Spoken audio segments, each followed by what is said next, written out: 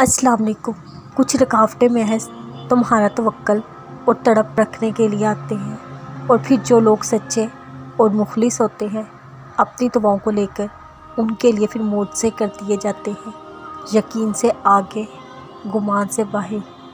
جب اللہ کے حکم سے دعا لبوں پہ آ گئی ہے تو اللہ کے حکم سے قبول بھی ہو جائے گی، تم یقین تو رکھو۔ جب اب تک دل میں کہیں نہ کہیں یہ خیال باقی ہے کہ دعا قبول ہو جائے گی، تم کیوں تھوڑا سا اور انتظار نہیں کر سکتے؟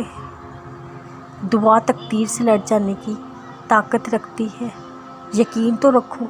معجزے بھی تو یقین رکھنے والوں کے لیے ہوتے ہیں، تم کیوں ہمت ہار گئے ہو ابھی سے؟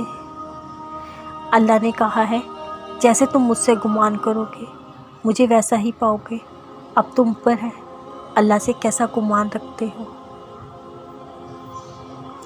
لوگ مجھ سے پوچھتے ہیں دعا کیا کر سکتی ہے، اور میں اس وقت بس یہ سوچتی ہوں کہ دعا کیا نہیں کر سکتی، اور یہی سوچ کر رہ جاتی ہوں کیا ایسی کوئی چیز ہے جو دعا نہ کر سکتی ہو؟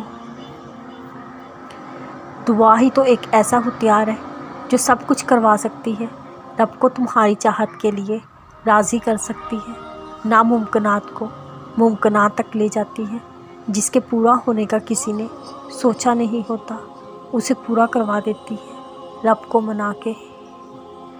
دعا ہی تو اللہ سے رابطے کا ذریعہ ہے، رب کو اپنی چاہت بتانے کا ذریعہ، رب سے کن کہلوانے کا ذریعہ۔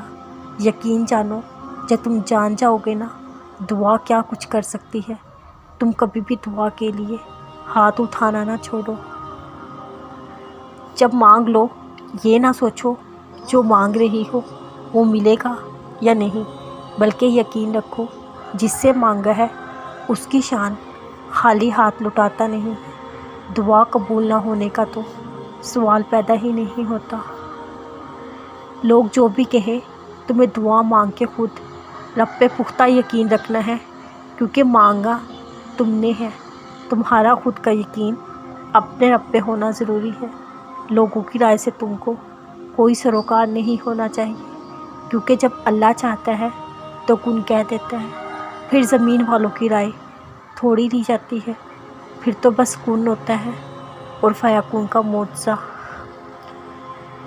تم میں سے کچھ کو تہجد کی لگن لگا کے اللہ اپنی محبت کے لیے چن لیتا ہے، اور پھر رات کا آخری پہر ہوتا ہے، تم ہوتے ہو، تمہارا رب ہوتا ہے، اور وہ باتیں ہوتی ہیں جو رب کے علاوہ کوئی نہیں جانتا۔